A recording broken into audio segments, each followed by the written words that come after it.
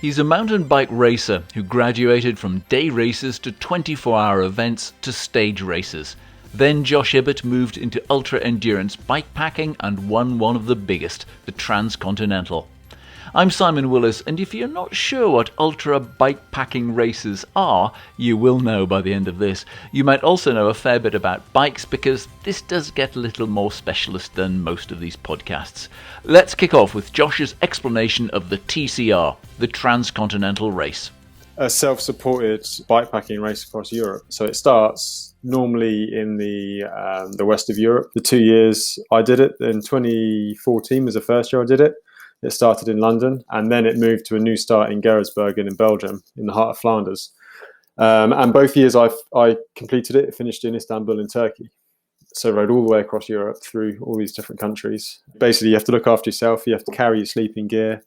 You have to find food. The rules are that you can find food from you can find help from any commercially available service.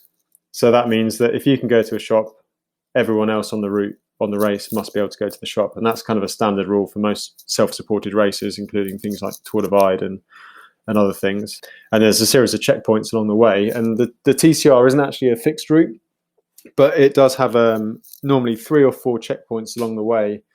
And then you have to plan your route to those checkpoints. And certain roads will be banned because they're too dangerous. Unfortunately, the best way to do well in a race such as TCR, when you're allowed to plan your route, is to find the fastest road you can and the most direct, flattest road you can, which invariably means busier roads, which kind of isn't necessarily as good for safety, but it is good for efficiency. So it's about a balance. So they do ban some quite bad roads and roads with tunnels and things. So it's a case of planning and then executing your plan and your route and looking after yourself and get to the checkpoints. And then, first one to the finish wins, I suppose, like any other race. I hadn't actually realized that you had to plan your own route until I was reading one of your blog posts about when you were going into Bosnia and you were heading up a gravel road, not really knowing whether it was going to go. And you had to work out, do I keep going here? Do I turn around, go back on myself? So you can have some big decisions at stressful times because it's a race. Well, that's part of it. That's part of the whole kind of, the sub-discipline of ultra endurance racing. It's not just being fit. Obviously, that takes a massive kind of a part of it, or is a massive part of it. If you're not fit, then you're not going to be able to finish it. And fundamentally, the first thing you've got to do is finish it. And finishing it is one thing. And I learned the hard way, like most people who do it, that finishing these things aren't easy. In 2014, I went through all weird places in my head, cocked up everything. Seemed like an absolute disaster, and then you got there, and then I sat afterwards and I thought, well, I know what to do now. I know I can do this, and I know I can win it. I finished second in 2014 at my first attempt at one of these things. 24 hours, well, over 24 hours behind the winner, but in my head I could count those 24 hours, so I knew I could do it. I knew I could win it. So 2015, I kind of went back and I knew how to train. I knew I could be fit enough. If anything, in 2015, I wasn't as fit as 2014. 2014, probably the best form I've ever had. I was getting top 10s in road races, which is quite good for me. So, I was really fit, but I just didn't have the knowledge, and the mental capacity in 2014. But I learned all these things in 2015. I say I rode a perfect race. You're never getting a perfect race, but a perfect race in ultra endurance racing is only maybe making 1 or 2 mistakes, not 15 or 20 mistakes. And I just executed it, and I was confident, and I kept my routine, and I didn't panic when other riders were ahead. That must be hard. Well, yeah, no, yes and no. I mean, it's hard to know what to do, but when you know what to do, it's easy. I guess it's like algebra or something. I couldn't do algebra. If someone knows how to do algebra, they can, can't they? It's a formula and routine. That's the thing. And understanding your body. And I learned a hell of a lot in 2014. But then in 2015, when I knew, when I was really, really tired and I was seeing double and it was sort of 11 o'clock at night, maybe in 2014, I would have pushed myself on. But 2015, I would have gone to sleep, woken up earlier and known that I had to sleep then. And by sleeping, I'd be okay the next day. And it's knowing, and, it's not an unknown then. It's, it's human nature. You fear the unknown, don't you? But when you've been there and done it, and then you go back again, it's not the unknown, and you know how to manage it. It's kind of like anything in life, isn't it, really? So it's just managing yourself, really. And 2015, I executed it almost perfectly, I'd say. I mean, there are a few mistakes, but What mistakes would you say? the odd kind of silly mistake. Oh well, that turn in Bosnia, that was one for sure. I mean, should you have plotted that, known that that route wasn't going to go where you wanted to do? Did you know in advance? Could you have worked that I out? could have, yeah, but I don't want to spend my whole life in front of a computer. Got to be some adventure. I mean, some people really go to like absolute kind of, they obsess over it, and Got the Google Earth out, looking exactly what the... yeah, and you can, and I should have known. I knew it deep down. I knew that I was taking a risk with that because it was more direct, and I knew I was taking a risk. And when I got there, I was like, oh, I knew that I'd made that mistake. I knew what the mistake was, and I knew what I had to do to rectify it. And I knew exactly where I needed to go back to, and I knew exactly what would happen when I got back to that point. And that's my mistake, and it cost me 2 or 3 hours. And then I overslept once, which cost me a couple of hours. Apart from that, I really honestly don't think I did much wrong, and I managed to win it. And I'm by no means a prolific winner in cycling. But I got that one, and it was quite a good race to win. So You've been bike racing for a long time. I mean, you were racing since what, age of 14, cross and mountain yeah. bikes, I and started mountain biking when my first race. I must have been 14. Mountain bike race and cyclocross, and then I kind of, as a junior, I wanted to be a professional cross country racer. As you dream when you're younger. I actually got into the British cycling talent team at the time, which was the lowest level of the sort of the British development program. But I think I probably scraped my way onto that, probably from enthusiasm more than anything. But guys and girls who have been there have been to the Olympics and been winning World Cup mountain bikes. And we were there together. now you might just have heard some interference with the sound. That unfortunately got worse, so I've had to cut out a little bit about Josh's early racing career, which led to the 24-hour bike races. There he got to know two of the legendary pioneers of these events, Mike Hall and Jen Hill. She was my first kind of, the first person I knew that did these events at that time, which was kind of early days in the grand scheme of things. I'm not saying I was a pioneer of this by any means, but I was aware of it from the start. And then Mike just went and rode around the world, or did the Tour Divide. I was like, oh, I know Mike.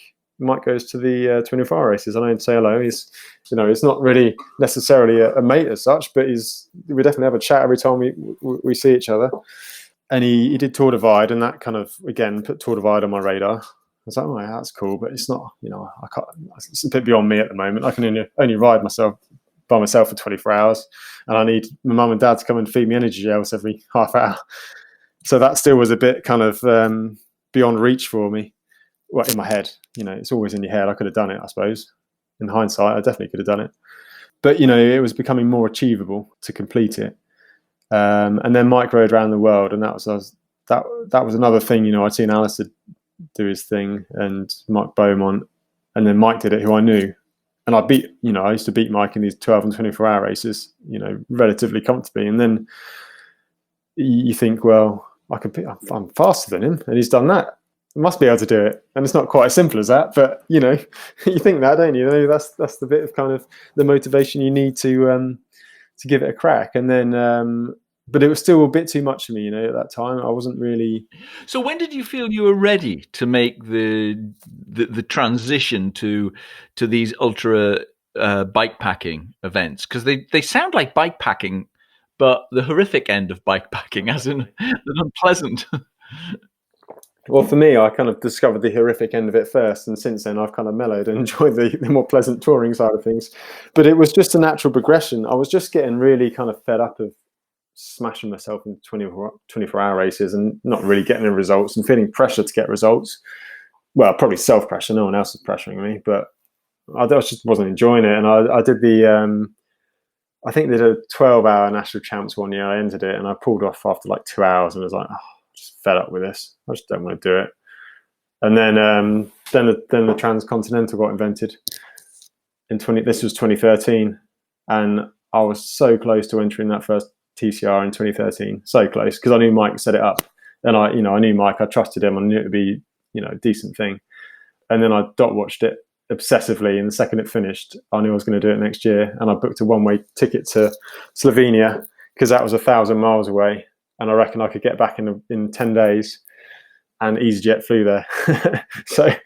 so that September, I brought the bike packing stuff, flew there, and rode home, and kind of learned the hard way that I could ride 200 miles a day. Watching these things, and having done some dot watching, I've never done any event like this. All sorts of things go through my mind as to how you guys keep going and it's not that you go exceptionally fast. It's more that you just don't seem to stop, and you never seem to let your pace go. How do you pace yourself? I mean, do you use power meters? What do you do? Some people use power meters. If you look at, I'd probably take James Hayden, for example. I think he's very data-driven as a cyclist, and he'll read his power meter. And some people just go by feel and don't even own a power meter or know what one is. And I think I'm somewhere in the middle. I train by power, but when it comes to a race, I don't really look at it. Unless maybe as a limit. I've started using it recently in certain races just to make sure I don't go too hard too early. But at the end of the day, you've got to go on your body, what your body's saying, because you train for sort of 4, 5, 6 hours to ride at a certain pace, but that means nothing after 3 days of 18 hours back to back. You have to go on, how your body's feeling and how it's reacting, because it changes throughout the race, and it depends on what food you've had, what sleep you've had. These races, it's just management. That's what it is. You get fit, and I always say that fitness is based on your threshold. So if your threshold's up here and you ride at whatever 70% of that for however long, if your threshold is higher and you can sit in the saddle all day, you'll go faster than someone who can sit in the saddle all day but the threshold's lower. There is a science to it, but that's only the pedaling part of it. Then you've got to manage yourself. You've got to keep yourself clean. You've got to keep yourself fueled. You've got to find somewhere to sleep. And there's all these other aspects. So actually, if you're a weaker cyclist in terms of raw talent, you'll do better in an ultra endurance race than, say, if Chris Froome entered the TCR, he wouldn't win it, put it that way. Right, because he's used to having people looking after him, whereas you have to look after yourselves in all the ways you've just described. Exactly, and that's what happens. And I've over the years, I suppose, I've learned these things, and then I did my ride back from Slovenia and learnt some more things, and then I did the TCR in 2013 and got an absolute kicking from the TCR. It wasn't about racing; it's about surviving. You mentioned Chris Froome there. Do you find it interesting with what Lachlan Morton's film about GB Duro? Because he did all right, didn't he? Oh, massively so, yeah. But he's got the right attitude to it, hasn't he? He gets it. He just gets it. He knows that pro cycling isn't the real world. And GB Duro opened his eyes. When I first saw it, you think, oh, these pro riders trying to come and do this thing and jump on the bandwagon. But that film that that about the GB Duro, I think it was that Rafa put out, or EF Gone Racing or whatever it was, you could see the journey Lachlan was going on, and that's what I went through in versus TCR, and that's what everyone who goes on TCR the first time goes through, if they complete it or if they go through that development. So that's why there's quite a nice family around it as well. Everyone's the same. Like, he happens to be a World Tour racer, but if he came and had a conversation with any of those people that did GB Duro in the pub, it's a leveler. He's not some superhero on a plateau anymore, because they all did the same thing, and he gets it and they get it, and it kind of that's the nice thing about it. There's quite often at these events, especially TCR, a lot of hangers-on, a lot of kind of people who want to be in it because it's now suddenly cool and the cool thing to do, and a lot of egos and a lot of chat and a lot of this, that, I'm going to do the other at the start.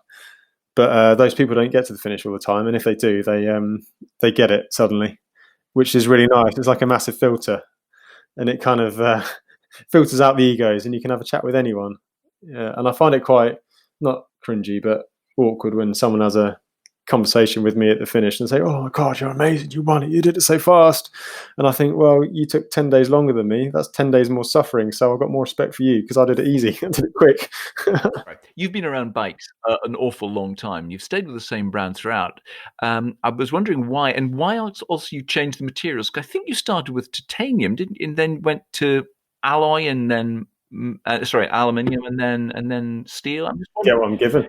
Okay, is it that, or do you say did you actually deliberately change the materials, or am I just being too techie for my own good here? So I've been supported by Mason Cycles since 2015. The first year I did the TCR, I had my own bike. I wasn't sponsored. I just kind of brought it and turned up. It was like some fancy carbon DeRosa, which was fine. It's a nice bike. I happened to work for the distributor in the UK at that point. and came back from the TCR and said, well, you can't have that time off next year. You're not from that holiday. So I said, okay, well, I'll leave. So I did. And then I went touring for 3 months because my eyes had been open to the world at that point. And then I came back and got conned into having a real job again by a guy called Tom, who now runs Hunt Bike Wheels. And he just set it up. And I said, no, I don't want a job, thanks. I want to go touring and just be a bicycle bum. And then he convinced me that I should have a job. And I ended up working at Hunt. And now it's quite a successful company. But at that time, Mason Cycles had just set up as well. But they're about the same age. So it would have been 2014 the companies were set up. Well, 2014 for Mason, early 2015 for Hunt. And I started working for Hunt 2 or 3 months into kind of their existence. So it was just a convenient, well, not convenient, but, I knew Dom, and Tom wanted to promote his wheels, and I was working for them. And they're basically both based out of Brighton or close by. So I ended up riding one of Dom's frames, and he only had one at the time, which is an aluminium frame. So that's why I used it, and it's a brilliant bike. Considering Dom doesn't ride bikes that much, he can make incredible bikes without riding them. It's just a bicycle design genius. Are they very good for the specific type of riding you do, or are they just good bikes all round? Well, they're decent. They were designed initially as kind of like a 4-season bike, because traditionally in the UK you'd have your crappy winter bike because you don't want to destroy your best summer bike. And Dom was like, well, why do you always have to buy the cheapest thing off the internet? Because I had one, a cheap crappy bike that weighed a ton that didn't really work, but that's what you rode in the winter, and that was kind of the traditional thing. So he was like, well, why don't I design a multi-purpose bike for all year round, so you can ride an awesome bike in the winter and it's going to be fine in the summer. Bigger clearance, disc brakes were just coming in, and Hunt had one of the first decent disc brake wheels that didn't weigh 2 kilos. So suddenly you could get a winter bike with disc brakes, which was really practical because you weren't destroying your rims. You could fit mud guards, all internal kind of cabling and stuff, which was just coming through, but wasn't really on many alloy frames. And then I went and won the TCR on it, and then it was turns out it was ideal for long distance riding. And since then, I've worked with Dom at Mason, and the guys at Hunt, and we designed other bikes. So I ended up riding, because I've come from more of an off-road background, I ended up using my road bike, because it was almost kind of a cross bike, but with disc brakes. It was actually better than a cross bike because the clearances were maybe less, but you didn't have crappy cantilever brakes. It was almost better. So I ended up doing gravel races and gravel bike packing and racing cyclocross on my road bike with the 30mm tires squeezed in there. So Dom was like, well, we need to start designing a bike for this, because I was kind of really giving my bike a bit of a kick in. So that was the Boca was born, which is the kind of, Dom calls it adventure sport because it's the term gravel, but it's kind of a gravel bike or a cyclocross bike or a touring bike, or whatever, depending on what you want. And that's kind of the story. And so one of them, the first one, Boca titanium frame, I used for a little bit, but it was a pre-production, so it was there's a few things that weren't quite right. And then I ended up going traveling for 6 months. Well, I was going to go and ride around the world like Alistair Humphreys, but I got halfway through and realised I missed home, so came back, brought a house. But I used an aluminium bike for that, and then then the whole Tour Divide thing came up. Actually, I ended up pushing the limits of the Boca again. I started doing the Baja Divide in Mexico at the end of my 6 months riding. Really sandy, and I was running it 45mm tires, slick tires that is, on a massively overloaded bike. And then I put loads of water on it, and kind of the frame doesn't really like me very much after that. Weirdly, there's amazing 4G in the desert in Mexico. So I rang Dom and we were just having a conversation. I was in my tent in the middle of the desert discussing how we can make a better bike. And the brief was basically, it's got to be like the Boca. It's got to have 2.9er wheels and boost spacing, and potentially take a suspension fork, so I could use it for touring or the Tour Divide. And that's when the ISO came. So then I had to do the Tour Divide as well, didn't I? and you did. That's one I like to talk about now. That was 2019, 2,700 miles last year. Yeah. What is that route like? I've walked part of the Continental Divide Trail, and just a bit in Colorado. Yeah, there's one section. Where was it? Just before Silver City, and you basically go onto the hiking trail. Bearing in mind you're a day or two away, and then you end up walking. Oh, it's horrible. It's a bit of gets you in the head. We did in August, and we had thunderstorms every afternoon. They were utterly terrifying on a long ridge walk. They really were. But I mean, you were doing it at a different time of the year. I mean, how easy? Because one of the things about the Continental Divide Trail is that it's not waymarked, and actually finding your way compared to like the Pacific Crest Trail, finding your way is really a bit tricky. You know, it's GPS navigation or really good with your map. How is it for you guys on the bike? Because I think you're dropping down more than if you were up on the trail. How are you guys doing it? Is it all GPS now? Yeah, I mean GPS. I mean it's kind of just what you use now. Bike packing and touring and just riding. A lot of people have GPS and follow routes, and it's such a well kind of raced route and ridden route now. Some people just know it by heart. I mean, I've got certain sections of it kind of ingrained into my mind now. I think I could probably find my way down most of it, having ridden it once without GPS. But like you say, technology is so good now. It's just a line, and you follow the line, so it takes away some of that skill, I suppose. But then that allows you to race it harder because you know that you just follow your line, and you can basically just concentrate on smashing yourself. I've read a couple of things and looked at a couple of videos that you've done about the Tour Divide, and there was a quote I've got here. Worst bit was knowing my head was holding me back at times. What did you mean there? Like I sort of referring back to knowing about the Tour Divide for a very long time. So it would have been almost, getting on 10 years I'd known about Tour Divide before I actually did it, with Jen doing it and then Mike doing it 3 times and setting the record twice. And then I got there and I was kind of a bit maybe overwhelmed by it. Well, not overwhelmed. I knew what I was doing. I know I can ride my bike all day. But then you always think, it's like I said again before, like with my 24s, the first 24 I learned all those lessons and I came back and got on the podium at the National Champs. TCR in 2014, I went there, cocked everything up, made a hash of it, learned all my lessons and went back in 2015. And I had the same feelings this year, like a fear of the unknown, I guess. And that held me back. There's times now I lost so much time on that race, so much time. There was a big storm and ended up getting stuck for 2 days, snowed in Colorado. But that aside, I wasted so much time all the time. And I know I was one of the fastest guys there. And I can add up times in my head and know what I could have done, I think. So intriguing that. Where do you think you were wasting, that you say wasting time? Obviously not those 2 days snowed up. I don't think I know. Going to bed too early and sleeping too long. Yep. And then later on, obviously got holed up for 2 days. And then I was just holding myself back, making excuses not to carry on at night. So, for example, Marshall Pass, you get there and I ended up staying in Toledo because I thought, wow, it's a high pass. It's like nearly 4,000 meters altitude or 3,500 meters altitude. Oh, it's silly to go over there at night. I better stay in this town. And then that means 10 hours stopped. And then the next morning I went over it. It's easy. And it's the most beautiful place I've been. And I thought, better not do that again. And then the next night you've got Indiana Pass, which is basically 4,000 meters. I did exactly the same thing, another 10 hours sleep. It's just stupid. It's like time, just letting it go. And there's multiple occasions throughout the race I just did that. My mind held me back. But I know now. Well, you didn't sleep that much. 17 and a half days, 76 hours sleep. It doesn't seem like a lot. And in the film, you did say you didn't know where time went. But you seem to kind of suspend conscious thought, a bit like as if you're in a trauma. Does that really happen? You kind of like almost lose chunks of days. Well, they go pretty quick, yeah. It's hard to explain it to, I guess, someone who's not experienced it or something very similar. I guess people who've done similar things would probably get it. I don't know. It's very unique. It's a very unique thing. You can just ride your bike and you look up and it's kind of 7 o'clock at night and you think, oh, I better get some food or something. But I guess you get used to it, don't you? It's like going to work. I mean, if you go to work and work in an office, sometimes it drags. Sometimes you look up and it's 5 o'clock and it's home time.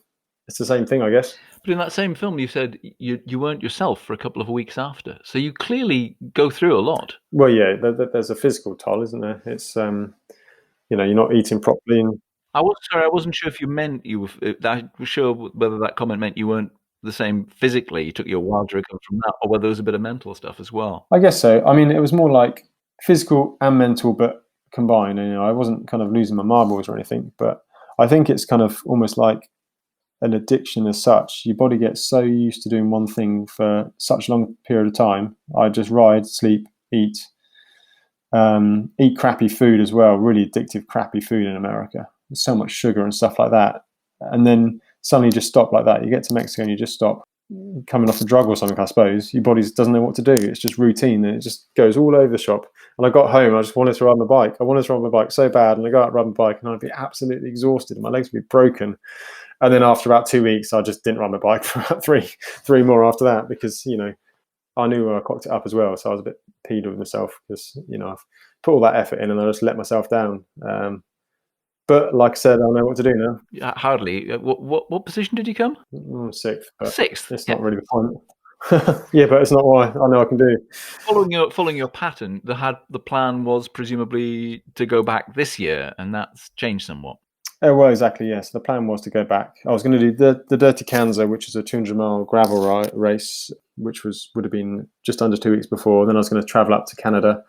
I went out too early before, so I went out on the Wednesday, and the race started Friday. So I think I was just jet lagged, which set me in a bit of a kind of my head was fatigued early on, which got me in a bad pattern, I think. And then that led to the kind of a spiral of not negativity, but thinking, oh, it's a nice hotel here. I'll just stay here rather than camp out in the cold.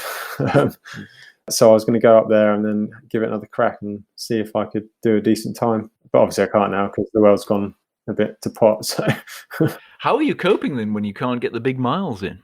It's fine. There's plenty of other things to do. I've got work at the moment. I work for a family business. I'm not a professional cyclist by any means. I work for my family business selling garden machinery, and we've got a countryside store and sell tractors and agricultural equipment. Do you get out training? Can you still ride your bike? I do, yeah. I mean, at the moment I'm working reduced hours because of the whole global health pandemic that seems to be floating around. But ultimately, that business has got to survive because that's going to give more of a future than cycling. And there's loads of jobs on the line, so we've got to carry on.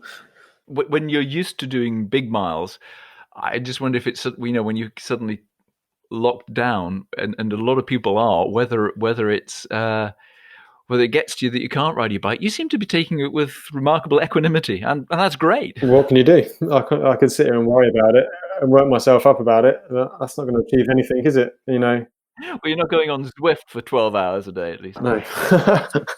It's a punishment. I mean, we're lucky in the UK because we are allowed to ride outside, and I don't live in a big city. I live in a very small town, and I can be in the countryside on the trails and not be on the road, within a mile of my house. So I've basically just been exploring my local tracks and trails and trying to find all the bridle ways, all the byways, and just make new routes. And I've not really been further than about just over 10 miles from my house since all this has begun, really. And I don't really ride for more than an hour and a half, 2 hours. But there's no point because I'm not training for anything either. So, and I don't really do long rides all the time because that just wears you out. You don't have to just do long rides to do well at these events. You need to be able to ride a long time, but that doesn't necessarily mean that riding a long time is the best way to prepare for them. Because if you just ride really slowly for a long time all the time, you get really good at riding really slowly and for a long time. But I want to ride quite fast for a long time, so you got to do some short, sharp stuff as well. So I do I'm not scientific training as such, but I use a power meter. I have a pretty good understanding of training and what I need to do and when. So yeah, but at the moment, there's not going to be any races for a while. If I'm lucky, I might get a bikepacking trip in the summer if restrictions allow in the UK. But in terms of races, I think it's highly unlikely. I mean, maybe in August, but that's speculation, isn't it? That's kind of hoping, really. Global health is more important than me kicking in a bike race. He is right, of course. That's Josh Ibbett, and you'll find him on Instagram at Josh Ibbett, IBBETT, where there's a link to his YouTube channel and some very good videos. All those links are in the show notes, along with a polite request from me to support the show with a micro donation, if you could please. Thanks. I'm Simon Willis. Thank you for listening. Goodbye.